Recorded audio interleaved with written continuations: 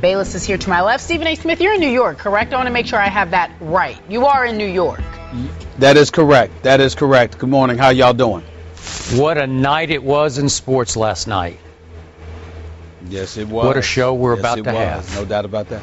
Coming up on the show today, the World Series is set, as Skip is referring to. First time since 2002, both teams are wild card winners, Royals and Giants. That debate is ahead. Plus, Kobe says he knew they were a bunch of idiots. Who's he talking about and why? We shall discuss in just a few moments, but let's talk about that Thursday night football game, shall we?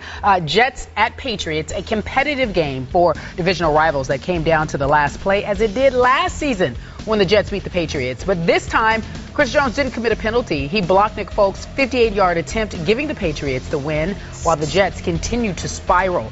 But let's take another look at that play, shall we? The official lets Dont'a Hightower know that he can't line up over the snapper and pushes him out of the way before the snap. Now here's the rule.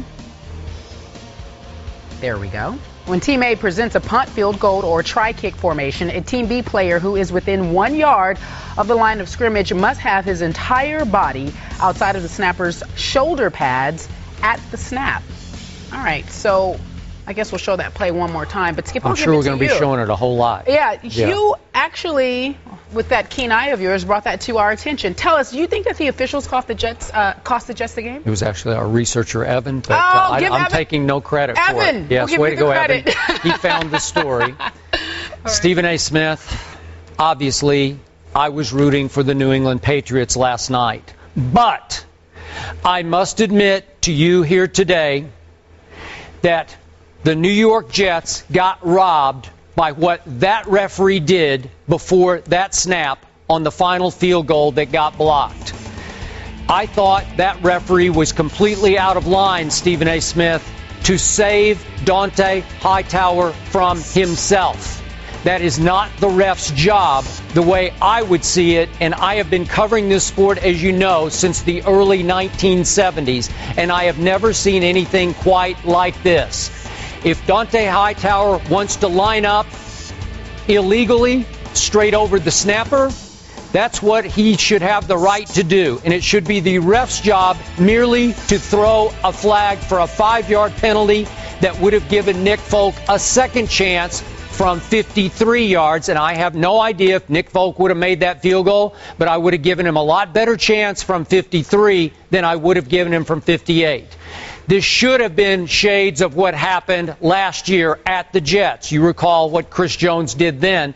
I thought that was a bogus penalty. I did not think he achieved some unfair leverage, and that's a 15-yard obscure penalty that got called on the Jets after Nick Folk had missed from 56 yards. Well, obviously, if you do a 15-yard penalty, he's going to make it from 41 yards. But in this case, the ref should have stood by and let Hightower do whatever he wanted to do. And I'm just guessing on this part, Stephen A., but obviously he was subbing in. He'd just come off injury and was in the lineup for Gerard Mayo. Well, I'm not sure if that's Mayo's slot on that special team, on the field goal block team, but whatever, Hightower was not coached very well, or Hightower didn't listen in the meetings very well because he did not know the rule. And it's not up to the ref to save him from himself by reaching out and grabbing him and pulling out of harm's way where he could have gotten a 5-yard flag. I'm going to guess that today that referee, and I'm having a hard time because we can't identify him off the film, it's just too obscure which number it was, but I'm going to assume he could be in some hot water today with his superiors. Well, I would appreciate it if on a Friday leading into an NFL Sunday weekend and a big-time college football weekend, no one's wasting my time with questions like this. The fact of the matter is you're right that the referee did not do his job, or he did his job wrongly. Who cares? It happens. There are mistakes by official in every single game. It does not negate the fact that the Jets had 4 opportunities in the first half. Their first 4 drives ended up in field goals. Geno Smith, despite how well he played last night, mistake-free, arguably the cleanest game he played in a very long time, still was not able to get them them in the end zone. They had to settle for field goals during that particular moment in time. It still doesn't negate the fact that the Jets, who rushed for over 200 yards, still managed to not convert on a 2-point conversion because Geno Smith couldn't hook up with Amaro adroitly enough. It still doesn't negate the fact that despite the Jets sitting there and playing an incredibly more impressive game than I ever anticipated that they'd play, with Geno Smith again playing a clean game, with the rushing attack led by Chris Ivory rushing for 107 yards, with them combining with him, with Johnson, with Geno Smith for over 200 yards rushing, with Eric Decker there being a sighting, with him having 4 receptions for 65 yards, and still including a big-time 24-yard pass from Geno Smith to him. It doesn't negate the fact that despite all those things the Jets did, they were still in a position where they needed a field goal in order to win this game, and it had to be from 58 yards. That's the bottom line to me. The official making a mistake, I'm not going to argue with that. Clearly, he was wrong. And I think that when they look at the film, you're right. Some of his superiors may hold him accountable. He could be in some hot water because it's not his job to sit there and try to correct the player before the Dante Hightower before the play was actually executed. You're right about that. But in the grand scheme of things, as a native New Yorker who's still waiting for the Jets to get back to a Super Bowl since 1969, who has witnessed their level of ineptitude year after year after year, decade after decade after decade, it's 40-something years, 45 years and counting. I'm sorry. I'm not going to look at this and make the big deal out of it that you're making it. It was a mistake. The official was wrong. You're absolutely right. But in terms of it being a big deal, something of significance to me, doesn't even compare to what I saw from the Jets. They played a good game. They should have won, and they still managed to lose the game. You're saying I'm wasting your time with a play that's going to be the talk of not only the town of New York today, but the National Football League, and you're saying it was irrelevant to what happened? That is insane, my friend. No. Let me be clear. Let me be clear. New Yorkers, and I'm in New York today, okay? New Yorkers are not sitting here talking about that play. They're going to recognize it. They will be, trust me, about how once they hear about it. I promise you they won't. Well, I promise you they won't. You know why, Skip? Because it's the Jets. Because it's the Jets. That's why. I know it's the Jets and the Patriots, Stephen A. And it's the flip of what happened last year when Chris Jones got called for it. Then he blocks the field goal, yet his teammate this time should have been called for a penalty because that's not the ref's job. Stick around, wait. Have you ever seen this in all your years watching football? Have you ever seen a ref correct a player? You're right. The only thing I ever see is when wide receivers line up, they look to the ref to their right or their left and say, am I okay? Am I okay? But they're asking for permission. They're asking for him to say, hey, you're a fraction over the line, and that's okay.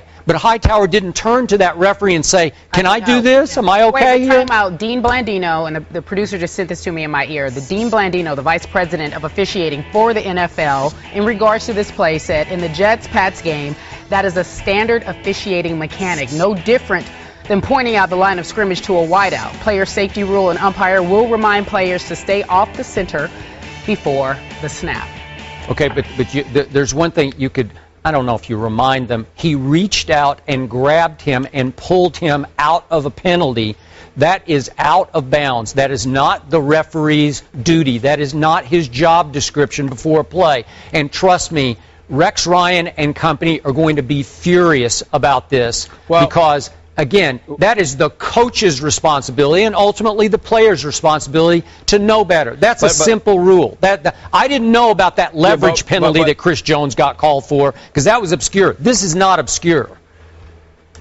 Well, it's not obscure, and I think what you're misunderstanding is that nobody's in a position to disagree with you, Skip. I haven't seen that before. I haven't seen a referee correct a play or prevent a player from making a mistake where he could be penalized and it could work to the benefit of the opposition. You have a valid point, and I think that we have to wait and see what the league office has to say, what the officiating department for the NFL has to say about this, and we'll go from there. But what I'm challenging you on is that we're talking about the New York Jets here. And when you have their history of ineptitude and you're having the season that they're having, I'm telling you right now, New Yorkers and New York Jet fans are going to look at this as just the latest in a string of stuff that has happened. Either it's their ineptitude or it's bad luck or it's the combination of the two that leaves this franchise as the mediocre bunch they have perpetually been for the most part over decades. I'm telling you right now, the frustration is too great for people to look at this play and make a big deal out of it to the point where they're saying, oh, we could have won the game. They're going to sit there and go like this. It would only happen to the Jets. If this were New England or somebody else, you're right, it would be more noise. But because it's the Jets, I respectfully disagree with you. People are going to look at it and they're going to say, them damn Jets finding different ways to lose. Nothing goes their way. Nothing goes their way. All right, well, listen, the Jets lost 6 straight games. Again, 1-6, longest losing streak under Rex Ryan. But let's talk about their overall performance last night. Again, game pretty competitive, Skip. What do you think of the Jets' performance? Stephen A. Smith, here's my takeaway after you went into your takeaway about the Jets' performance. This was a classic Rex Ryan game. He proved to me once again he is the best defensive coach in all of football, beyond even the great Bill Belichick. How he did what he did last night with backup cornerbacks, I have no idea. They bedeviled Brady and company once again, as they almost always do, except for the butt fumble game on Thanksgiving. Rex Ryan has tormented this quarterback even in his backyard in Foxborough. And he basically did it once again with nothing, with mirrors. And yet, despite all that, we got to see once again near the end of the game why Rex Ryan has no real feel for offense and for game management. Because you have to explain to me, why would Rex Ryan, after his defense had Tom Brady and company on the run, onside kick with 2 minutes and 31 seconds left, Geno's heating up, and Rex onside kicks. Now, to his credit, it almost worked. Way to go, Danny Amendola. We had an Amendola sighting on a touchdown pass that saved the game, which was a better catch than a throw by Tom Brady, and then he swooped in late to save what was a loose ball on the onside kick. But Stephen A., think about this. You give the Patriots the ball on your side of the field when you don't recover the onside. So the Patriots get it at your 45-yard line. What if you had kicked it away, and let's just do hypotheticals, what if you had made them start 1st and 10 at their 20? Well, they were running scared, man. They weren't trying to do anything. They got 1 yard in 3 tries, and they punted. Now, in this case, they virtually pooch punted to try to get them inside their 10 and got them at their 12. But what if they'd had to kick it away from their 21-yard line? The Jets could have had a little return, maybe. The Jets might have gotten the ball up near midfield. Well, of course, thanks to Rex and some blunders on offense, they had no timeouts left with 1 minute and 4 seconds left. But the way Geno had heated up, you don't think they could have produced a very makeable field goal from, say, their 45-yard line as opposed to their 12-yard line? Geno almost got them there anyway. He almost did. He got him a 58-yarder, and Folk got it blocked. I don't know. Could he have made it if it hadn't gotten blocked? He made a kick earlier that CBS showed went 58 yards in the air. So I don't know, but it is crazy to onside kick with 2.5 minutes left. That's Rex, the failing head coach, to me. I totally agree with you, Skip Bayless, but not just because of that onside kick. The fact that he had exhausted his timeouts before then really, really annoyed me. I just looked at the game management of Rex Ryan, and clearly he's just proven once again that, his two gifts are very, very simple.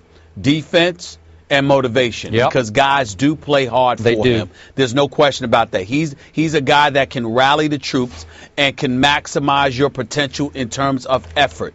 And obviously on the defensive side of the ball, he can go further than that and be incredibly effective. But on the offensive side of the ball, clueless. Special teams, clueless. And then when you look at his game management skills, also clueless. And when you consider all of those things, it can't be ignored that this has to be the end for Rex Ryan. I'm just sad for him because I'm preoccupied with the big fish in all of this, meaning the big culprit. Yeah. And I believe that to be John Idzik, the general manager. I agree. For the New York Jets, along with the owner, Woody Johnson. I understand what Rex is. My issue, Skip, is that he's always had those impediments. He's always had those limitations to his coaching acumen. But it didn't stop the New York Jets from getting the 2 consecutive AFC championship games. Why? Because they did 2 things effectively. They ran the football and they played defense. Remember back in the days with Thomas Jones, with Sean Green, with the New York Jets coming out of the backfield, with Mark Sanchez being a game manager, throwing the football when necessary, but essentially controlling the clock, using those 2 dudes to move the chain. Plus you had Darrelle Revis as one of your elite corners. You had Cromartie back there, and you knew that your defense was stout, big time. Number 1, number 5, respectively, over the first 2 years of Rex Ryan's NFL coaching career with the New York Jets. That isn't the case now, because if you're Idzik, what do? You sit up there and you completely strip this man of any potency whatsoever. Skip, I think the job that Rex Ryan did last night, despite the idiocy of expiring his timeouts, using them all up and what have you, I still think it was a phenomenal performance to some degree, because who do you have? Despite the fact that there's no Revis, who's on the other team. There's no Cromartie, who's in Arizona. What do you have? Milliner went down, for crying out loud, Skip. You're playing with smoke and mirrors, and somehow, some way, take away the blown coverage, okay, with Vereen in the first quarter, that big time pass, and of course the touchdown pass in the fourth quarter. What do you have? I mean, the Jets defense, I thought, played very, very well. They were in this game.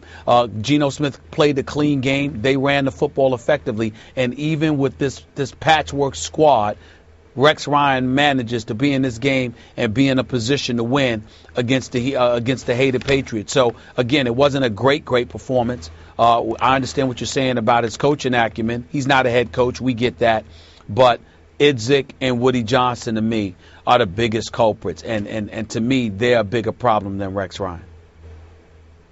Oh, is that all? That's all? Next yeah, question. Really? I want to talk about the Patriots. Look at you. You can care less. All right, listen. 2 minutes left, a little over 2 minutes left in the game. Jeff Cumberland gets a pass from Geno, able to tie it. Well, not tie it up, 27-25. They couldn't do the 2-point conversion. Geno fell there. But at many points in the game, it looked like the Jets were the better team on both sides of the ball. Jets outgained the Patriots on ground, 218-63.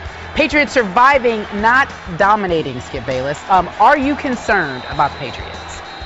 Stephen A. Smith, I obviously picked the Patriots to win the AFC. That was, of course, before Gerard Mayo, Stephen Ridley went down. You picked them to win the Super Bowl. I must admit, I was horrified by what I watched last night. And I did tweet, so I first guessed this. When the Jets took over with no timeouts, 104 left from their 12-yard line, I tweeted effectively, I have no more faith that the New England Patriots can stop Geno, because I didn't. It didn't surprise me at all that they got a 58-yard field goal with no timeouts left. And as Kerry just pointed out, without Stephen Ridley, they could not run the football. 63 total yards rushing. Without Gerard Mayo, and I don't know if we can dump it all on no Mayo, hold the Mayo, but 218 Jets rush yards? Are you kidding me? Now, bottom line, as long as you have number 12, you have a chance to win the AFC. But after what I saw last night, they do have 10 days to lick their wounds and try to refine themselves. But I just don't love their chances now, Stephen A. They just looked like a team that was still mourning the loss of Gerard Mayo. And we saw what happened last year without Gerard Mayo when they finally went to Denver for the AFC Championship game. I just don't love what they are now. I found myself watching the New England Patriots, Skip, and the number one thing on my mind was, thank God they're not playing the Cowboys. With that offensive line, with DeMarco Murray, based on what I saw the Jets running game do against them, I'm like, my God, what would Dallas have done to them? and I'm very concerned. I got to admit to you, I'm about to jump off the Patriots bandwagon myself.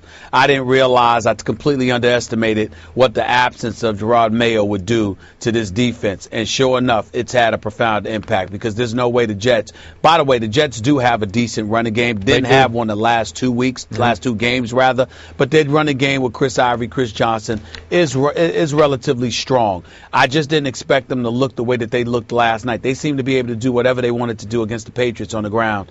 And I definitely think that if you're the New England Patriots and you can't find a way to neutralize the opposition's running game, you're not going very, very far. Now, consider the fact that they are in the AFC East. And as a result of that, as far as I'm concerned, it's almost like a bye to the playoffs, for crying out loud, for them. So once you get to the postseason, you're going to have to win 2, maybe 3 playoff games to get to the Super Bowl. And can the New England Patriots do that? Are they capable of doing that? Well, I obviously know they are. The problem is that when you look at their schedule, whether it be Denver, Chicago, Green Bay, Detroit, you got a few games coming up on the schedule, Indy as well, where they can end up finding themselves in a position where they're not going to have home field advantage, and I don't know what's going to happen. So it's not looking good for New England right now. They clearly don't seem to be who we thought they were, even though they won the game. I'm not enamored with what I'm seeing. Both Skip and Stephen A. concerned about the Patriots. Giants advanced to their 3rd World Series in the last 5 years. They beat the Cardinals after Travis Ishikawa hit a walk-off 3-run home run to clinch an 8th straight postseason series win for the Giants. The Giants are making their 20th World Series appearance, second only to the Yankees. Just got to the 2-0, just looking for the fastball. He put it right where I was kind of looking for, and was able to just put a good swing on, and I was just hoping it was going to hit the brick wall. I wouldn't even imagine it going out. What did that feel like going around the bases?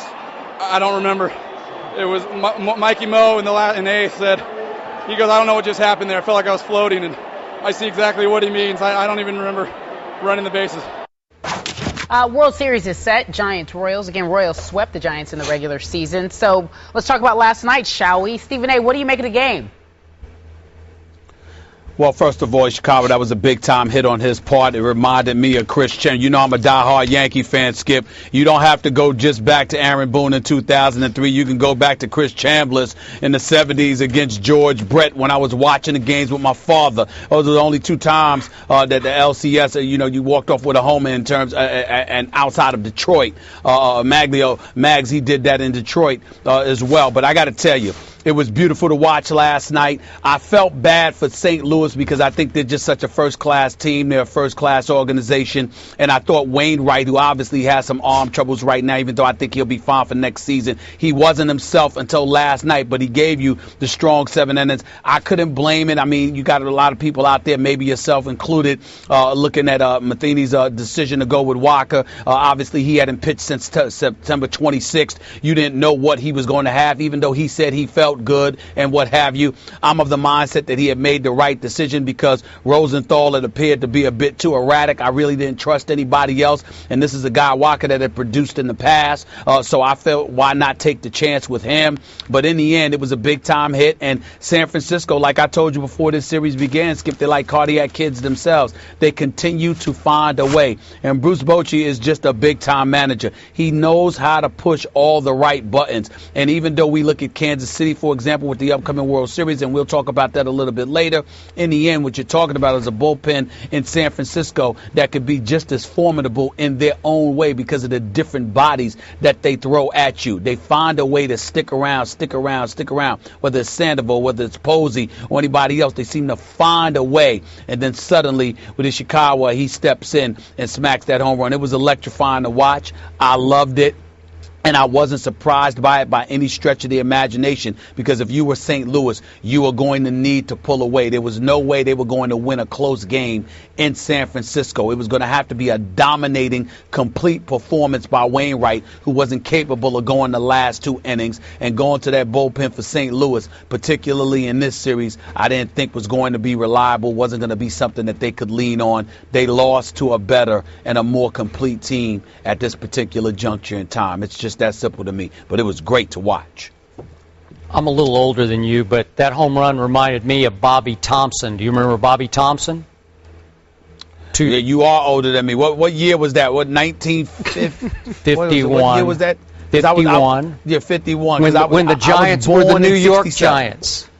Well, you should know your baseball history, my friend. The Giants win the pennant. I know it. Okay, way to go. The Giants win. I know exactly what you're talking about. Okay, I was born and raised a St. Louis Cardinals fan, and I thought once Yadier Molina went down that they went out mentally. They just weren't there. Absolutely. He was their leader. He was their heart and soul and their guts. Though Wainwright, you want to talk about pitching with guts? He got them as far as he could get them. I was hoping he could get them one more half inning, but he just said he was completely out of gas. His arm ain't right, Wainwright. And yet, I was dumbfounded that a manager I love and respect in Matheny went to Waka, as you pointed out, hadn't pitched since late September, has arm issues, right shoulder issues. Why would you throw a starting pitcher into that cauldron in that ballpark at that moment? I have no idea. What do you expect him to do? We know we like his stuff, but could you trust his stuff in his psyche in that moment? Why wouldn't you go to the lefty Choate, who's so used to the high-stress situations? I know he had thrown away one game in this series, but he also bounced back the next night and pitched with guts and heart. And I think he would have been the better choice there, but that's just me. I just, as soon as I was watching both games at once, but as soon as Waka came in, I was like, this is big trouble, and it went single, fly out, walk, boom, ball game. And it happened so fast that it just seemed predictable to me. So congratulations to the San Francisco Giants.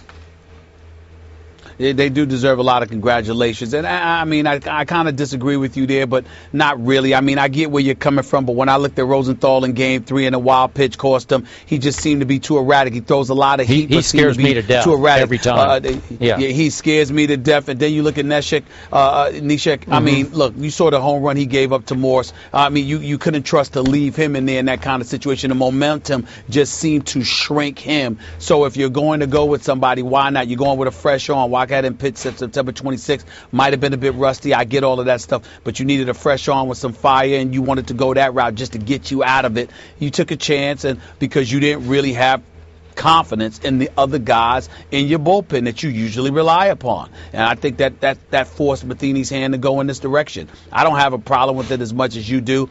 I just think they lost to a better team, and I think that sometimes it's not a play where you see you're losing to a better team, Skip. You see the momentum building as the series progresses, and you sense where guys are in terms of how they react to that. And I think Matheny saw that the usual guys that he rely on in his bullpen weren't going to be reliable as this series waned. So he tried something new and got burned. So, Stephen A., after the game, Buster Posey said on Facing the Royals that they're just tough all around. He said they have incredible defense, they pitch well, they have power, they have speed, saying obviously in the postseason it will be completely different than the regular season. So I ask you this, who do you think will win the series? I'm rolling with the Kansas City Royals. I don't care about what happened in the regular season. I'm going by what I see. They're undefeated in the postseason. Their victory against the Oakland A's in the one-game play-in, for the playoffs. They were sensational. They put up runs in that game. I believe they won that game 8-7. They were electrifying against the Los Angeles Angels of Anaheim. They dominated them. Pretty much shut down Trout and Pujols for the first two games. They both delivered in Game 3, but nobody else showed up. They closed them out in a sweep. Then they go up against the Baltimore Orioles, and despite the great managing job that Buck Showalter has done, and by the way, he's a Mr. Fix-It. Did it with the Yankees. Did it with the Arizona Diamondbacks. Did it with the Texas Rangers. They all went to the World Series or won after Buck Showalter had left, but it was based on what he had built together there. He's doing the same thing in Baltimore. He's a phenomenal manager. But in the end, the Darren O'Days of the world and others were not going to get it done against these Kansas City Royals because they find a way to manufacture runs. They stole 7 bases in the one game in playoff game against the Oakland A's, and in the entire series against the Baltimore Orioles in the ALCS, they stole one base, stealing 7 in one game, stole 1 base in the ALCS series. They find different ways to beat you, and then when it comes to the game that's close, They shut you down from the 7th, 8th, and 9th with Herrera, with Wilson, with Holland. Nobody's doing anything against these three dudes. If the game is close, if they have a lead going into the 7th inning, it appears to be lights out. They are unblemished. Usually that spells doom come World Series time, especially against a team the quality of the San Francisco Giants, with Bochy as being the manager that he is and Posey being the catcher that he is, capable of throwing guys out because he's going to neutralize their running game. But in the end, Kansas City just seems to have destiny on its side, in my estimation, and I believe that whether it's them running, whether it's them playing small ball, whether it's them finding a way to get a big hit against anybody other than Bumgarner, I think that they can do it, and I think those closers in the 7th, 8th, and 9th inning are just going to be too much for San Francisco to overcome, especially in San Francisco. In order for San Francisco to win this series, they'll have to do it within 5. I don't see that happening, and I don't see them winning in Kansas City. I'm picking Kansas City to win this World Series in 6 games. I am with you because they do appear to be Destiny's darlings. But I ask you, why does this always happen in baseball? I'm going to go back to the play-in game. Remember, just to get to the wild card? Remember what happened? Oakland at Kansas City. And again, I root for Oakland because I love Billy Beane, know him well, and he always used to lecture to me in my days working in the Bay Area. Baseball in the postseason is all about just getting in the tournament, and then anything can happen, and it often does. We go back to the Marlins of, 03, and then the White Sox, and it's always some team comes out of left field, literally out of left field, and gets crazy hot, unstoppably hot, fans crazed. Everything falls into place. Remember, these Royals in late July were 2 games under 500. And remember, Ned Yost, do you remember the play-in game? He goes out and takes out big game James Shields in the 6th. Do you remember this? They're up 3-2. Yes, I did. And he says, no, I'm going to bring in my kid pitcher who's a starting pitcher who's never, this is like the Waka situation. Yep. I'm going to throw him into the fire with 2 men on. And what happens? Brendan Moss, boom! And all of a sudden, you give John Lester a 7-3 lead, and he's got a 4-run lead going into the 8th inning. John Lester, whose numbers would suggest he just might have been, just on numbers alone, the greatest postseason pitcher ever. And what happened? The Royals got him. And then the Royals were down a run in in the extra innings and came back with 2 in whatever inning it was to win the game. How do you do that? That's impossible. But it happened. So here they go. And so they just eclipsed the Colorado Rockies, who started out with 7 straight wins in the playoffs. And yet I do remind everybody, if you just want a little bit of reality here, those Rockies looked invincible. They looked like Destiny's darlings. And remember, they had to wait a whole week until they played the Red Sox in 07. Remember this? And they went to Fenway and lost 13-1. Boom, bubble burst. And then they ended up losing 4 straight to the Red Sox. So now, again, the Royals in danger of celebrating too soon. It's almost like they're celebrating like they won the World Series. Now they have 5 games to wait until, Tuesday night. So could they be in some danger of just losing momentum? Maybe. All right. Let's leave it there, gentlemen. We threw that game. We gave it away by doing that. We gave them the friggin' game. In my opinion, that sucked. Holy crap. I don't know who the hell we think we are when we do something like that. We threw 4 interceptions and fumbled once. What's that? Playoffs? Don't talk about it. Playoffs? You kidding me? Playoffs? I just hope we can win a game. Well, that rant seemed timely, only because Manning's history against the 49ers inspired that classic moral rant. After Manning was playing for the Colts and threw 4 picks, as mentioned, in that 40-21 loss. But times have changed.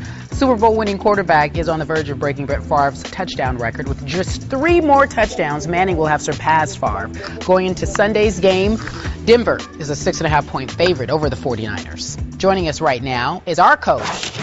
Do you know anything about playoffs? A little bit. I've been in a few, yeah. Have you ever had a rant such as that? I had one similar to that. Oh. You know what? I'll take yours over that one. Okay. I'm surprised we're talking about Denver, though. I'm really surprised we're talking about Denver. Are you really? Yeah. Why? Denver, San Francisco. Why? I thought for sure Stephen A's favorite team is 5-1 right now. Oh, so we thought we were talking about Cowboys. Oh, yeah, come on. Oh, my bad. How about those Cowboys right now? How about them, Stephen A? How about the Cowboys? Stephen A ain't believing yet. He going to wait till December. Coach wants to talk about the Cowboys. By December, Stephen A, they might have 10 wins. They might. Oh, boy. All right, well, Stephen A, you don't want to do it. You don't want to talk Cowboys. He don't want to go down there. He don't want to go down there, bro. Listen, I'm going to say it. I'm going to say it again. Whether it's in the regular season or the playoffs, when the biggest moment arrives and the Cowboys have to deliver, I expect an accident to happen. Okay. I love it. Just I love it. We'll put a pin in it. Okay. Because we'll wait for that to happen. We're going to do it. Uh-huh. We're going to do it with Coach. You thought it was going to happen in Seattle? All right. Seattle. Denver, 49ers. What chance do you give the 49ers of winning on Sunday, Coach? I give them about a 40% chance. Okay. Very difficult place to play. As you know, they're 17-2. The 2 games they've lost there with Peyton Manning playing quarterback was against the Chargers in Houston. And here again, I think if you're the 49ers, the key is, can you possess the ball? And they've done a great job of that. 34 minutes possessing the ball. That keeps Peyton Manning on the sideline. Because here's the problem with San Francisco right now. They're doing a great job defensively, taking the ball away. Not very good on third down, about 49%. Only have 5 sacks. That's not the number you like to hear trying to rush Peyton Manning. That's never good. Now, how they defend it, whether they rush 3 and drop 8, do all that stuff, that's great. But they've got so many guys offensively when you think about the Denver Broncos. Julius Thomas, the tight end, they've struggled, 49ers covering tight ends. We saw last week when they played Kansas City, the big tight end caught a bunch of balls on them. So Julius Thomas already has 9 touchdown passes. This is a tough test for them, but they've got to keep the ball away from Peyton Manning if they're going to win this game. All right, Stephen A. 40%, so says Coach Herm Edwards. I think that's about right, but that's only due to the respect that I have for the San Francisco 49ers, particularly how they play on the road since they've been coached by Jim Harbaugh. I think that needs to be taken into consideration. I don't think that can be ignored. But just like Coach said, you've only got 5 sacks on the year. That's not a good number when you're talking about going up against Peyton Manning. On the flip side, you're Denver. You've got 15 sacks on the year. 6 of them have been by Von Miller. 4 have been by DeMarcus Ware. When you consider that, and we're talking about the Denver Broncos going up against Colin Kaepernick, these are dudes that have the capability to get to him. You combine that with the fact that the Denver Broncos are stout against the run. They haven't given up 100 yards to a rusher all season, okay, and they're the 4th-ranked team. They've got the 4th-ranked defense against the rush in the NFL. The fact of the matter is what they're saying to you, and what that tells you is that in order to beat the Denver Broncos, you're going to need to throw the football. And if that is your recipe for success up against the Denver Broncos, I'm not sure how that's going to bode well for you. Colin Kaepernick is playing better, has been completing some passes, but is prone to mistakes. All of his throws aren't obviously that accurate. He isn't considered the most accurate passer in the world, even though his numbers belie that at this particular moment in time. If you have to throw the football to beat Denver, chances are, if you're San Francisco, that's not going to work. That's not going to cut it. You're going to need to run the football effectively in order to pull it off, and I don't see that happening over the course of 60 minutes in this particular game. I see San Francisco winning this game. I'm sorry, I see Denver winning this game. So I assume you're picking Denver to win this game. I would say right now, I think Stephen A. brings up some great points, and I think, you know, obviously the wild card of this is Kaepernick. He's already made 12 first downs by himself running the football, so that keeps him on the field. It's about staying on the field. So you have a little doubt in your mind, just a little doubt here, even though you gave him only a 40% chance. You have some doubt about whether Denver's going to win this game. Sure, I do. Okay, I'm going to try to push you over the line on this game. Oh, to say you're going for Denver? I'm going to pick San Francisco. Okay. I'm going to pick San Francisco. Wow. Now, I'm doing so when I know that Patrick Willis is almost certainly not going to go in this game. Mm-hmm. So that means they've been without, obviously, Navarro Bowman, Willis, and Smith. And Alden Smith. So those 3 are your starting linebackers, even though some of them put their hand down on the ground. But those are your 3 stud star linebackers. None of the 3 are going to play. And I will be the first to admit you, I might be picking more with my heart than my head here, because I picked New England to win the AFC, and they're having trouble. We had just talked about that before you came. And I want to see them get home field advantage because I don't know if they can win at Denver. And I also picked San Diego to win this division. So I need the 49ers to win this game. The team I watched on Monday Night Football, even though the game stayed reasonably close, it looked like a football team that is becoming a football team. It looked nasty to me. Yes. It looked like hard-nosed, well-coached, run the ball down your throat, play tough Justin Smith-led defense, because you want to talk about a man. This guy is bringing it in the middle. Now, he might not get to the quarterback, but you're going to have he's going to disrupt your offense. He's going to take your running game away. And again, will Peyton pick them to pieces? I don't think so. I don't think he'll pick them to pieces, because I do think, and you talked about time of possession, yes. I believe that Gore and Hyde will have their way running the football, and Kaepernick will occasionally have his way running the football. And I thought Monday night, Colin Kaepernick played one of the best overall football games I have seen him play. Start to finish, game management plus making sensational runs and throws, and all of a sudden Brandon Lloyd has reinvented himself. Man, he even got behind. I didn't think he could run, but he got the deep pass on Janoris Jenkins, obviously. And that shouldn't happen. It shouldn't happen, but again, he pulled it off. And all of a sudden, Crabtree is doing double moves, and Vernon Davis is catching balls on the sideline, and Anquan's making big third down grabs. That's starting to look like a football team that is a force to be reckoned with. So are they capable of going in there and just smash-mouthing and controlling the clock and winning a game, some close game, 27-26? Yes, they are. Well, the game's not going to be too big for San Francisco. No. They're used to going into situations where the lights are bright, and generally they play well. So this is one of those games. That's why I said 40%. They got an excellent opportunity to beat Denver. Will they do it? We'll have to wait and see. The key is, as you said before, can you disrupt Peyton Manning? And right now, he's not been disrupted. Right now, it's 15 touchdown passes. He's on a march again to throw 40-plus touchdowns again at the rate that he's throwing them at. Okay, I'm going 27-26. Visiting team. Okay. Stephen A., what do you have? I'm going to pick the Denver Broncos to win this game 27-20. Coach? 24-21. Okay, you'll Denver. Get 24-21. Denver. All right. You know what? We will talk about the Cowboys a little later on in the show. A little later? Will you be available for that? Cowboys. Okay, so you are available for that.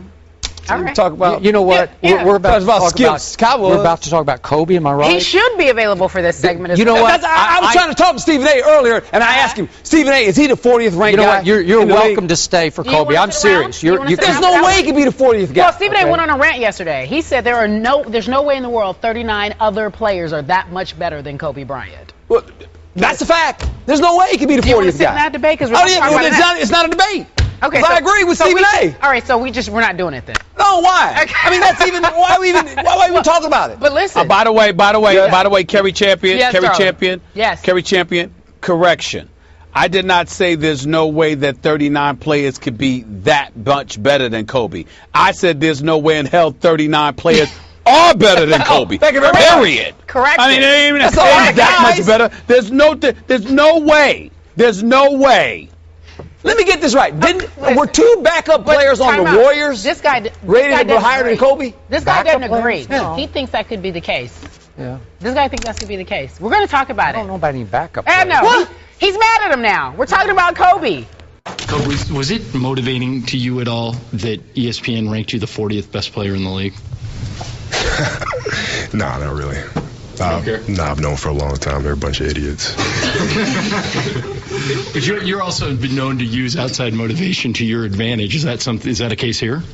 Yeah, I mean, I tend to use things of motivation that tend to be in the realm of reality.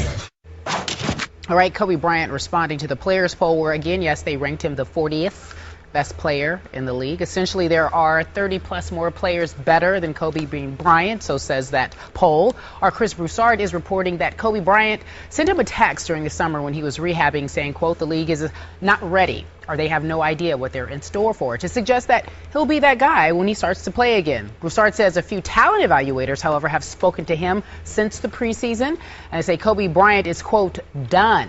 Again, Kobe says he knew they were a bunch of idiots. Stephen A. Smith, you corrected me. You said there's no way in hell there are 39 other players better than Kobe Bryant. What's your take on the latest? And what do you make of Kobe's response? I don't blame him for calling for. Yeah. I don't blame him. I don't blame him for calling folks idiots. I really don't. And obviously you want to refrain from engaging in name calling in all seriousness. But I definitely think if you're Kobe Bryant, you could say that with a smile on your face, but as vicious as those words may come across as being, it's definitely apropos. This is a 5-time world champion who has done it time and time and time again. You do not count out the Black Mamba. Now, if you want to sit there and say he's not going to jump as high as he used to, or he's not going to run as fast as he used to, that would be different. But to sit there and say or imply that his game has dissipated to such a degree that people will imply that he's done, or that 39 players in the NBA, that 39 players in the NBA are better than him. As far as I'm concerned, whoever said that about him, indirectly, quietly, off the record, whatever the case, they are idiots. I know he ain't talking about me, I can tell you that much, because there's no way in hell I'd say that there's 39 players on the planet better than Kobe Bryant.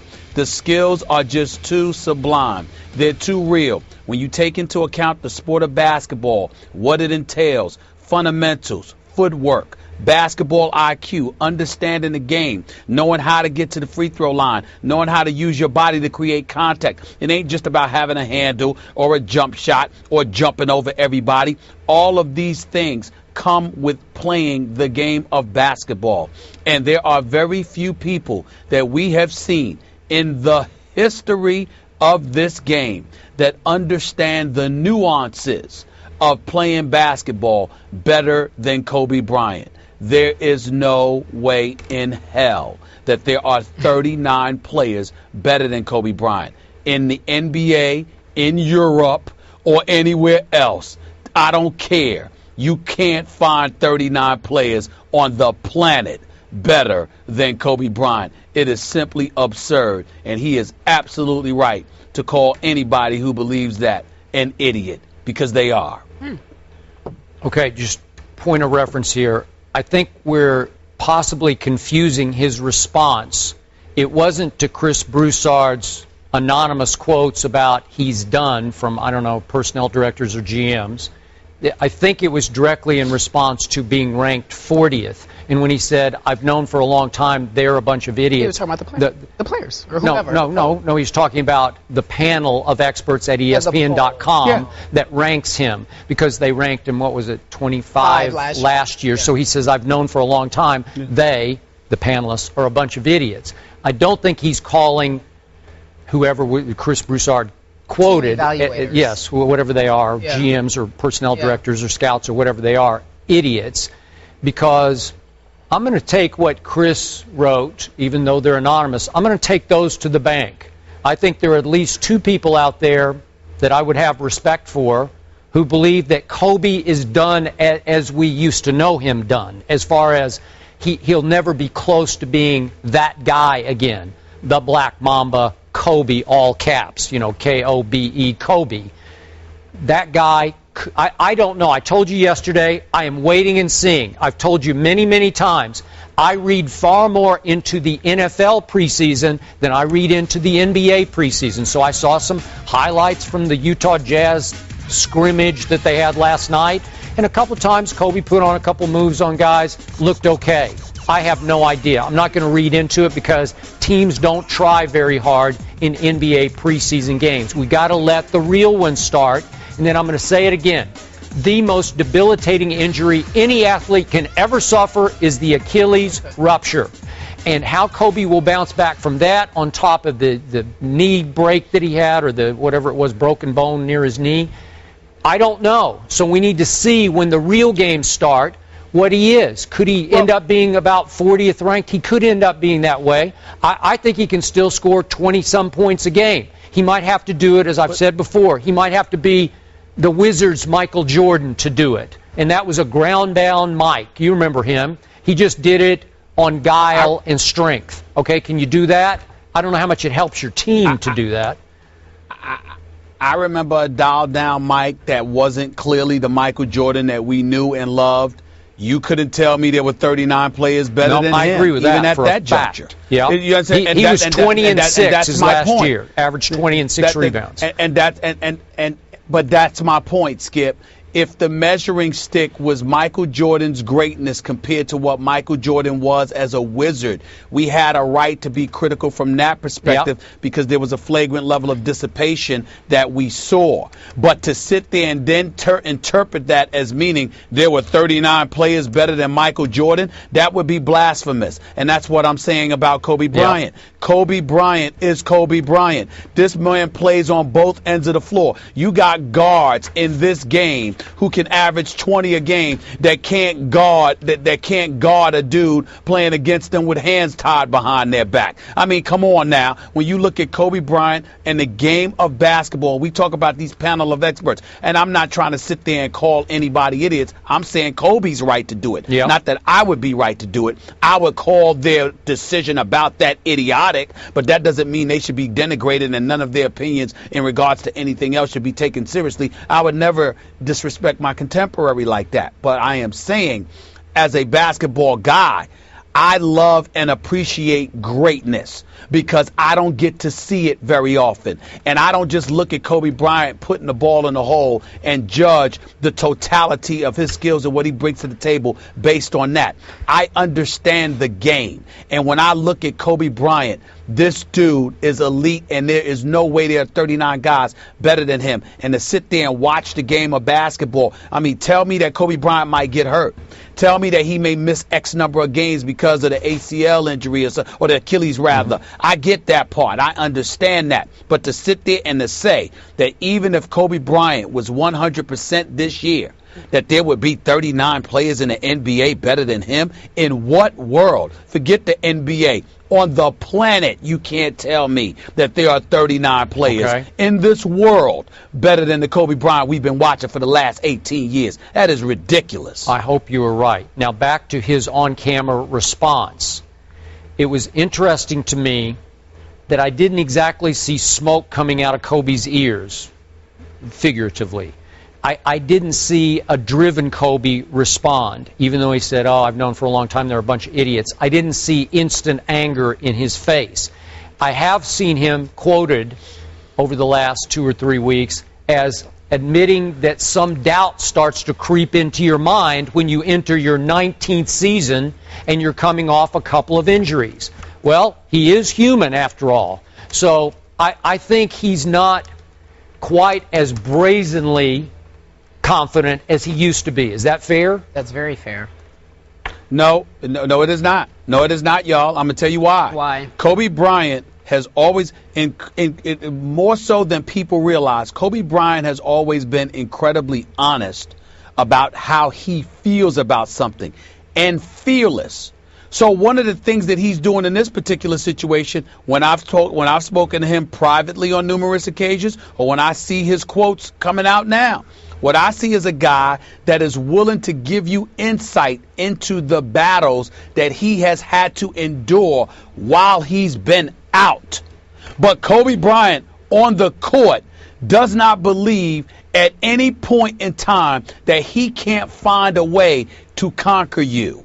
That's what I'm saying. Kobe Bryant hasn't been playing basketball. So when he's being asked these questions, people are coming at him as if to ask, what have you been going through while you've been out, having to rehabilitate, regain, your strength, your health, etc. What's life been like for Kobe Bryant? That's entirely different than putting a ball in his hands while healthy with him on the court and saying, what do you think you could do against this guy, that guy? That's a totally different Kobe Bryant, which is the same Kobe Bryant. The Kobe Bryant that you're listening to and you're debating about right now, Skip, is the guy who's been out and is enlightening you as to what he has endured while sitting home on his couch, going through rehab, exercising, trying to get himself back in shape. That ain't the Kobe Bryant that's on the basketball court. Yep. Not that Kobe Bryant. Okay, so bottom line to me, this is going to be one of the most intriguing NBA seasons I can ever anticipate. Because you talked about, we got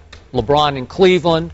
What was your other big story that you brought up? We got the Heat. We got Kobe in L.A. Still got the Spurs. I won't even bring that up. How interesting are the Spurs this year? They're going to win it. Clippers. They're going to win it all. Yeah, they're all back. They're back. Better than ever.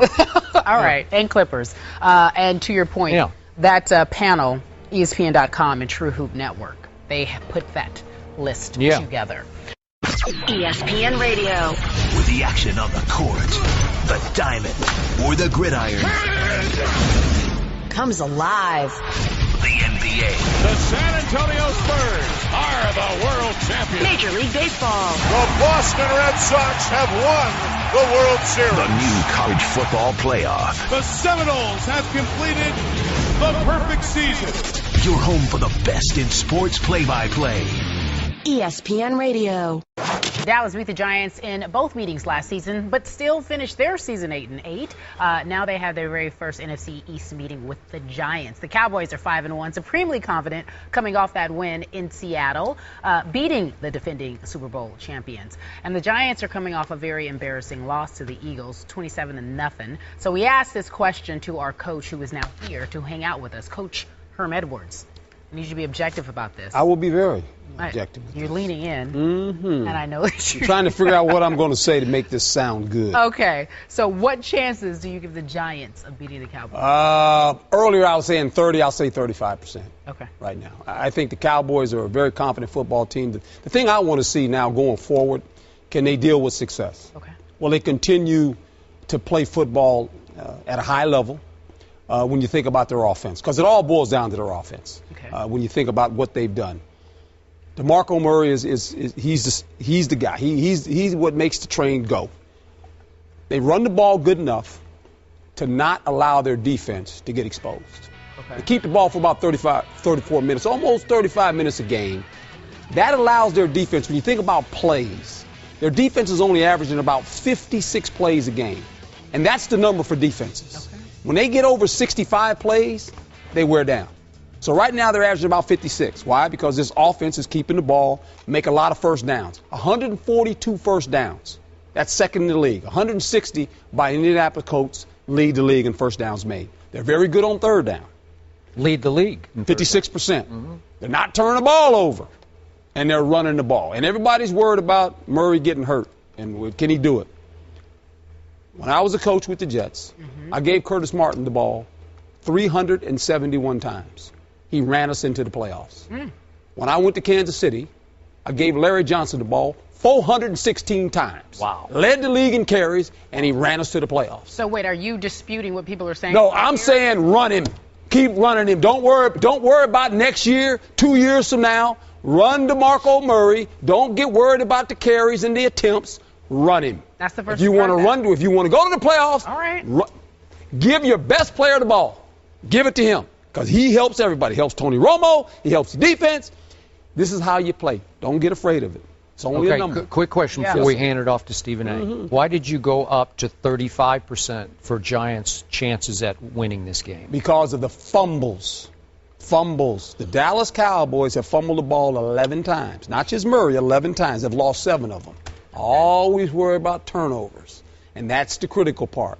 The Giants are going to show up. They got embarrassed against, my former team, Philadelphia Eagles. That's another story. They got embarrassed in Philadelphia. Just ran them Giants up out of town, Stephen A. Your Giants. I know they're your Giants. Okay. But anyway, so they're embarrassed. Okay. Division game. Dallas beat them twice last year, as you know. Sure. So they got something to prove. All right.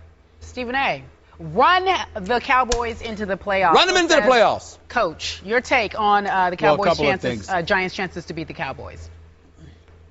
Well, a couple of things, Coach. I did pick the Eagles to win the NFC East, and I certainly haven't changed my mind in that regard. Much. So neither I has never Coach. I never believed in the New York Giants this season either. So that's point number one. Point number two, I love how everybody is talking about run DeMarco Murray, but nobody's thinking about his future. He's entering a contract year. They're going to milk him dry, and they're going to use that as an excuse not to give him his money after this season is over, because they're going to say he's worn down. We've got to look towards the future. You're paid for what you do, not what you've done. Skip Bayless is famous for that. But that's a story for another day. What it comes down to is that Coach is absolutely right. DeMarco Murray is going to be the key to the Dallas Cowboys getting in the playoffs, because the more you give him the ball, the more you protect Tony Romo from himself, the more you protect that defense from being exposed exposed, which is what the Dallas Cowboys have done. 142 first downs. One of the league leaders in time of possession. We know that DeMarco Murray running the football moves the chains, keeps the ball out of Tony Romo's hands for him to throw interceptions, and keeps the defense off the field so they don't get exposed for being every bit as questionable as we thought they were coming into the season. Nobody can dispute that. Nobody can dispute that the ingredients to the Dallas Cowboys' success is their offensive line and DeMarco Murray running the football. That is obvious. My point is that DeMarco Murray runs high. He doesn't run low to the ground or with a low center of gravity. He runs high. He's susceptible to hits. Plus, he's prone to fumble the football from time to time. You take all of those things into consideration. I'm going to repeat again. I think the jury is still out on the Dallas Cowboys. Right now, they're one of the top 2 teams in the NFL as far as I'm concerned. Whether they can sustain that or not is not about DeMarco Murray. It's about what Tony Romo can do when the inevitable happens. Either DeMarco Murray gets hurt or he wears out because you simply can't take that amount of punishment. Coach Herm, yes, sir. Did you hear what the wily Stephen A. Smith, the silver-tongued devil that he can be, slipped in to start off his little soliloquy? What was that? He is attempting to create dissension in the ranks of my Dallas Cowboys because he's suggesting to DeMarco Murray. But you ain't getting paid. Yes, he's suggesting. Oh, I love it. He's starting to worry about the players. He is suggesting to DeMarco Murray that he say, Coach, you know what? I think I've had enough today. I think I might want the third quarter. I think I ought to just sit the third quarter. You know, I need to save myself for next year when I get paid. It ain't working. It ain't happening. This man has too much pride. This man wants it too badly. We've had him on the show twice. We have ridiculed him on this show twice, and he took it. What's that? We have twice. Beat him up for not being healthy. Yeah, all those things. Can't finish games. For not having any answers. And DeMarco just kept smiling and saying, we're going to take it one game at a time. Yep. My boy Eric Dickerson's a little nervous right now. Really? Oh, really? Listen, you think so? Because of that record? Yeah, okay. Go ahead, you silver-tongued. Eric Dickerson is not worried. I just saw him a few weeks ago. He ain't worried about DeMarco Murray. He's feeling just fine. All right. That's number one. Number two, Skip Bayless. Skip Bayless, you're going to be on my radio show, Sirius XM, Mad Dog Sports Radio, 1 to 3 p.m. Eastern Time every day. Well, who says I am? You're going to be. Let me tell you why. Skip. I've been very fortunate and blessed. The radio show's blowing up. I'm enjoying it immensely. There isn't a day that goes by. There isn't a half hour that goes by. A matter of fact, I would say 1 in every 2 callers who call up to the show quotes you or me every single day. So that's why you're going to be on, because they want to hear from you too. And I'm saying all of that to say to you because yesterday I went on the air and practically for the second hour of my show, I called the Dallas Cowboy fans the fake, phony frauds they really are because they're so desperate, because they've been so inept for so long that they want to run this poor DeMarco Murray into the ground. He's in a contract year. He's looking to get paid. You know as well as I do, Coach Skip, they start either counting your age, meaning 30, Listen or to this. When you're going to go, or the number of carries. Now, he's only 26, but the carries that he is on pace to exceed the amount of carries that Emmitt Smith has got for him. DeMarco Murray, they're trying to sabotage you. They're running you into the ground. Yeah. You're going to wear down. And as a result, you're not going to have anything when it's time to get your money. And that's what's going on here. We're on to you. All I did was you point it can't out. even say it with a straight face. All I did was point it out. He's laughing. He's laughing because he knows. All I did was point it out. All I did is point it out. I'm telling you, man. Right now. I'm telling you. I'm riding that Cowboy. I'm going to ride him. I'm lassoing him too. Come on, Cowboys. I'm trying to tell y'all. Yeah. I'm trying to tell y'all right now, DeMarco Murray, he's fumble prone. Obviously, he runs tall, he runs high, so he's susceptible to hits. Listen to this. DeMarco Murray, I don't want you to get hurt. I want you to get your money. Yeah. I want you to get your money. Be a decoy, but you don't need to run the football 26 and a half times per game like you've been doing over the first 6 games of this NFL season when you got 100. All right, Skip, respond, carries. and then you don't Coach, need to you do go that ahead. to Go ahead, Murray. Skip. Okay, back to the game. Yeah.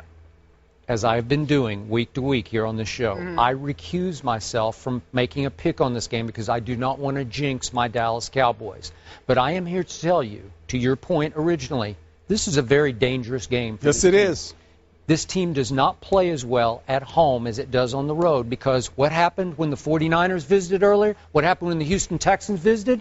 Their fans took over half of the stadium. I have no idea how many Giants fans have already secured tickets for Sunday at Jerry World, but it could be about half the stadium. So I don't trust these quote-unquote home games because they're kind of away home games. Sure. They feel like neutral site games at the best. So now I'm looking at Doug Free, the right tackle of this vaunted new offensive line, is gone. So this kid, Jeremy Purnell, I don't know much about him, but he came in late in that final drive, and he looked pretty good for a few snaps. Can he withstand? Can he hold up to the Giants? I don't know. Bruce Carter, who's a fine, active linebacker that your man Rod Marinelli desperately needs, he's out again until the Redskins game. Tony Romo got rocked, and I thought it was a cheap shot by our guy Bobby Wagner the other day, but they could be cracked ribs, but he was having a hard time this week, so he might be just a little bit stiff and sore going into this game. DeMarco Murray missed a practice with an undisclosed illness. I don't know what that was. He's probably a little beat up, is what he probably is. If you want to know the truth. You know what? He doesn't even need to practice. Okay, that's fine. You know what? I'm with you. I'm with you on that. Stop all that now. They said they haven't been. No, they shouldn't. Okay, so now you got the Joseph Randle distraction, and you can't tell me that wasn't some kind of a shake-up distraction for that locker room. Just like, what the heck was that? Because nobody saw it coming. So does that break your unity a little bit going into this game? It could. And the Giants are just the Giants. We've seen them play really well. Vision game. Yeah. Vision game. And you make great points, Skip. And also this. How do they deal with the success of last week? You know, the whole key is when you go out and you beat a team that no one expects you to beat. You beat Seattle in Seattle. Little letdown. Okay, so now all of a sudden you're at home and it seems like, oh, they really beat Seattle. This is the one. And when you become a good team, you beat a great team on the road, and you come back that next week and you win again. You prove that you're That's that what team. You got to do. Okay, That's what did the owner say this week? Unfortunately, he said, I think we should all stop and smell the roses. Just a bit. No, I don't think no, we can smell any roses. No, Jerry. Don't do it, Jerry. Okay, no. Coach, quickly, let me get your score. Oh, the score? Uh-huh. I'm going to say 27-17. All right. I hope you're right. You want Dallas. No, I got no score for none me. for Dallas. Yeah. What you got, Stephen A? Dallas wins this game 33-23. Oh, I thought he was going to like 40-7 or something. All right. And as we have been doing, in tradition, Skip will not weigh in on his Cowboys. That's fine. All right, that's fine. It is fine. You going to weigh on them Cowboys when they play them Eagles? Uh-oh. On December 14th? What's happening? You going to be there? Are you going to be there? What happened? Right in the middle of it. Doing what? Playing? Honorary captain. You're the honorary captain. And what will you say to Tony Romo? I'm going to say, Tony, going to be a hard day today in Philly. Watch them Eagles fly today. Is that what you're going to say? Yeah, Okay. I'll give him a little For those who don't I like Tony Romo. I do. Herm was a great Philadelphia Eagle.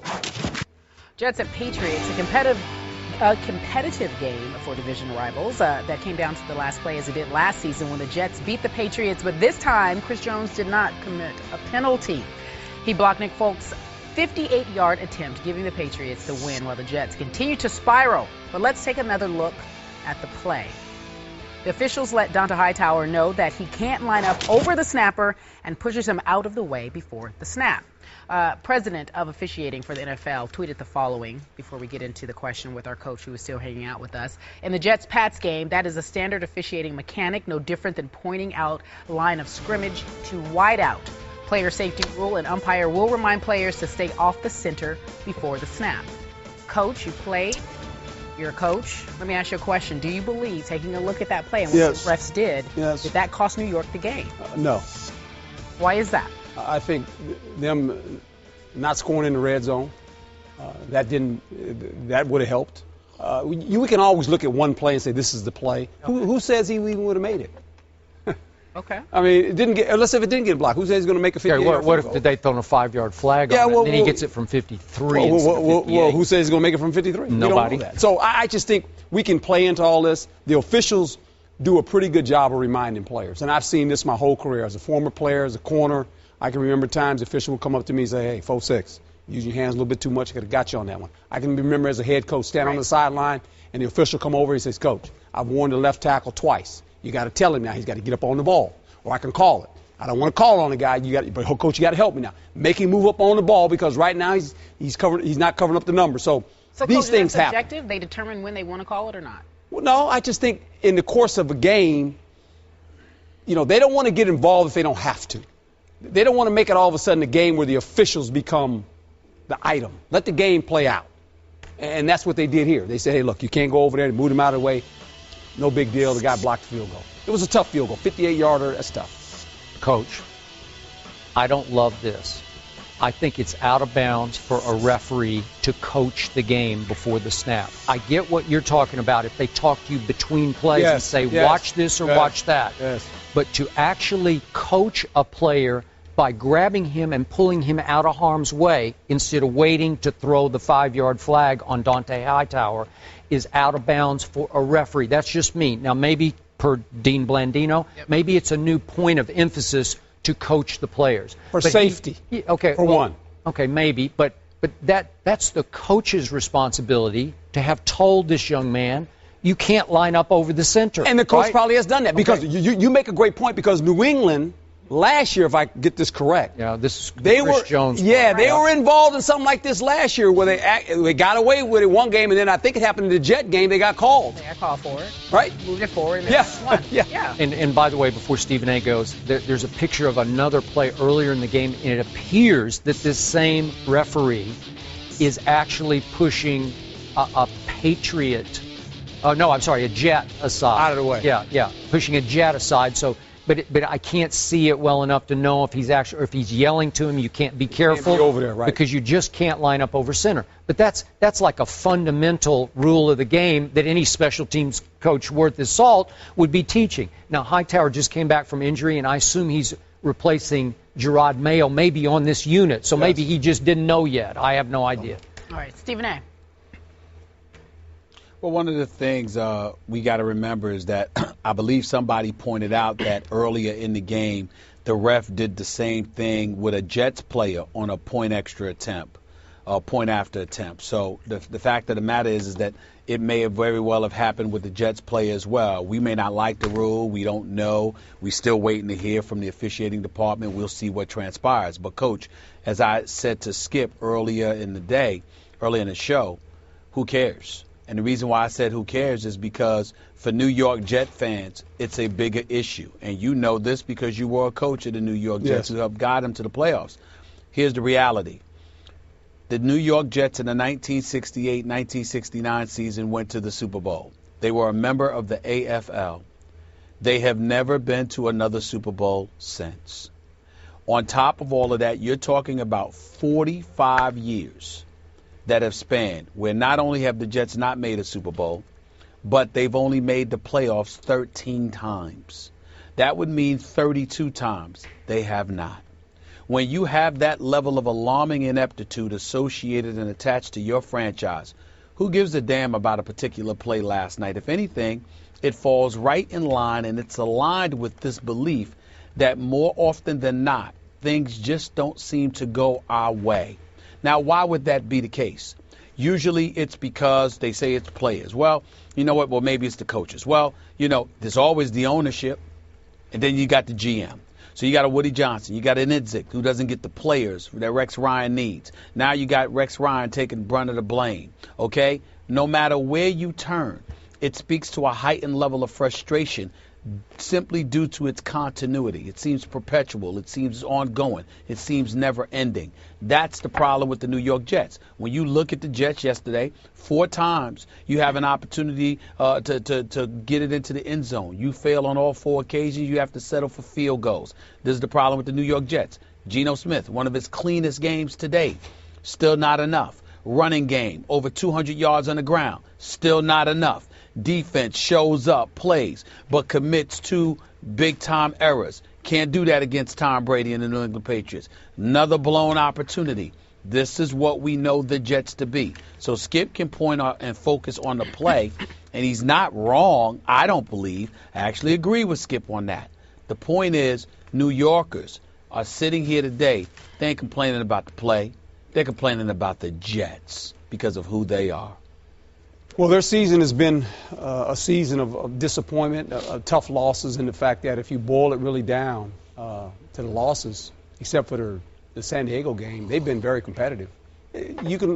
Rex will probably look back at those games and say, hey, there's about 12 plays. Mm-hmm. Either side of the ball. We win those games. It's always that way. And that's the way it is. And that's, you know. Okay, when you were the head coach of the Jets, yes, how much did you feel like you were fighting against history, where there'd been a long history of failure and it starts to permeate your locker room? Well, you don't allow it to happen, and Rex hasn't allowed that to happen either. I mean, he's taken this team to 2 AFC championship games. I was able to take the team to 3 playoff appearances. Yep. And you know that going in. I mean, you know the situation that you're coaching under, that a lot of people think something bad's going to happen. You just got to make sure the guys in the locker room don't feel that way, and the coaching staff, and that's how you go about your business. And that's most of the teams. That's just not the Jets. I mean, we talked about the Kansas City Royals. They just made the World Series. That was the last time they made the World Series, what, 1980? Five? Okay. So those people, 85. 85. So hey, we can talk about this, and you guys mentioned it earlier. Look, when you have a quarterback in place with a head coach, you got longevity. Okay. You do. You can build yourself a program. Yep. And most programs that have success, those 2 things are in place. They have a quarterback, they got a head coach, you can build your system, and you got a chance to win. And Rex has never had that quarterback. By the way, yes, sir. Skip, I got to ask Coach Herm Edwards a real quick question. Coach, what is the responsibility in your mind of a head coach? Because Skip and I sit here and we rave about Rex Ryan's defense, but on the offensive side of the ball, he clearly appears to be challenged. Game management, he clearly appears to be challenged, not having any timeouts when it really counted last night. Talk real quickly. Let us know in your mind what the responsibility of a head coach is. The first responsibility is never allow players to fail. The second one is this: surround yourself with people that have more knowledge than you. Okay. That's very important. Okay. That's very important. You don't have to be the smartest guy in the room. You have to make sure whatever your strength is, you hire other people to their strengths. And you put that together, and that's how you build a football team. And that's what every head coach will try to do. Some coaches are more dynamic on the defensive side of it. Some guys are more dynamic on the offensive side of it. Some guys are really good with the team to motivate players. I mean, you have to understand your skill set, but then hire the people around you that work with you to help the other players and the other facets of the team. All right. That makes a good head coach. That makes a good head coach. So says one good head coach. And along with a good quarterback. Okay. You got a shot. That can help you. Yeah. All right. Coach Herm Edwards, thank you. It's always a pleasure to have you. Welcome back anytime. Thank you. Kobe's ranked what? Really? Oh, he's come on. He's second. Come on. 5? Second. Top 10 at least. Just a month ago, after being suspended for yelling an obscene phrase on campus, Jameis Winston back in the news this week as Florida State investigates whether he got paid for autographs. According to our Deron Ravel, an in-depth search of the verification page of the James Spence authentication website reveals the company has authenticated more than 2,000 signatures by Florida State quarterback Jameis Winston. That is up from more than 900 signatures that were found on a database that the site had earlier this week. We asked the question, what impact will this latest distraction have on Saturday's game at home against Notre Dame? Joining us now is the Oracle, our college analyst, Robert Smith. How are you? Back. Good. How you guys doing? Good to be back here. Always good to be here. Good, Stephen A, what's up, man? What's up, my man? So tell us about the latest. What distractions, this off-the-field distraction, how will that impact the game for you? I mean, anybody that looks at what's going on at Florida State right now, and they think this is going to be a distraction compared to what has happened at Florida State and Jameis Winston in the past, and what happened last year, and the sexual assault allegation, and the state district attorney having the case, and then them making the determination that they weren't going to have the charges, Winston playing the whole time, and that not being a problem. This is nothing. Okay. This is absolutely nothing. I don't think. First of all, we see it Jameis. Can't collectively be the final straw? I think once we underestimate the ability of young kids to block out distractions. Now, I know that we get on different sides of that fence. We say, okay, we'll treat them like kids or treat them like adults and all that kind of stuff. But I definitely think the one thing that we underestimate is their ability to block out those distractions, the ability to unify in the face of adversity. And that's what we've seen from Florida State. These guys have completely circled the wagons. And once again, they're more angry about about the attention that's being paid and the noise that they're hearing about it than they are about what has gone on. And they're certainly not looking at Jameis Winston and saying, you're bringing this all on, because they feel that this is all from the outside. Okay, the one area I disagree on is the way, Jameis handles it beautifully. In fact, the more the distractions, the better he seems to perform. The rest of the team has been a mystery to me all year, and I can't believe that they're not a little bit disunified, distracted by all the furor that circles around Jameis from week to week. It's always a new story because I'm not a betting man, but they have failed to cover in 5 of their 6 games this year, which tells you they are underachieving from what the odds makers think they should be. They beat Wake 43-3. That was the only game that they covered a 37-point spread. They have not been what I thought they would be in any game this year. Why would that be? I'm going to chalk it up. I know they lost some good players from last year, but listen, Jimbo sat right there and just embraced the #1 ranking and gave us the impression he thought this team could be better than last year's team. Well, he said, bring it on, man. We are loaded. Well, of course he's going to say that. Remember, coaches aren't just talking to you. They're talking to their players. They're talking to recruits. But most coaches come in here and pour mouth and like, we don't want that #1. That's not Jimbo. Okay, that's not Jimbo. But my point is, his team has not played the way Florida State usually plays. Why is that? Is it distractions? I don't chalk it up to the distractions. I chalk it up to losing Christian Jones, to losing Telvin Smith, to losing Timmy Jernigan, to losing Terrence Brooks, to losing LaMarcus Joyner, to losing Kelvin Benjamin and Kenny Shaw. And you look at all the players that those guys have lost, leadership that they have lost in that regard. To me, this is a very different team, and it's Jimbo's fault. It's Jimbo's fault that we had the expectations because look at what they did last year. They lost 8 guys off of that defense from 2 years ago. Remember when they had Jenkins and they had Warner and all that? They lost 8 guys from that defense and did what they did last year, and we expected with the recruiting classes that they had that they would be the same team. Right. So I'm going to use my man Dan Lebitard, what he always says. We can't look at the results and just argue from the results and then try and back up to an explanation that makes sense to us and say, okay, well, it must be the distractions. It's the players. It's not the distractions. Stephen A. Well, what I would challenge you in regards to that, Robert, is why can't we? Because I think that's what coaches do from time to time. They look at the results and then they back up to how did we get to those particular results. So if the coaches could do that and that's their level of expertise and they obviously have an inside viewpoint on things, why can't the rest of us looking on the outside and trying to surmise what has transpired look at it from that perspective? When I think about Jameis Winston, I think that considering the circumstances, he's handled stuff exceptionally well, and he's a guy that has proclaimed his innocence in all of this. And I think the one thing that I would agree with you about, Robert, is that some of it seems incredibly unfair to him in terms of the excessive coverage, because everything is just picked apart and dissected when it comes to him. He has something to do with that, but I think we have to remember he's 20 years of age. Sometimes your lawyers intervene, the coaches intervene, your family intervenes,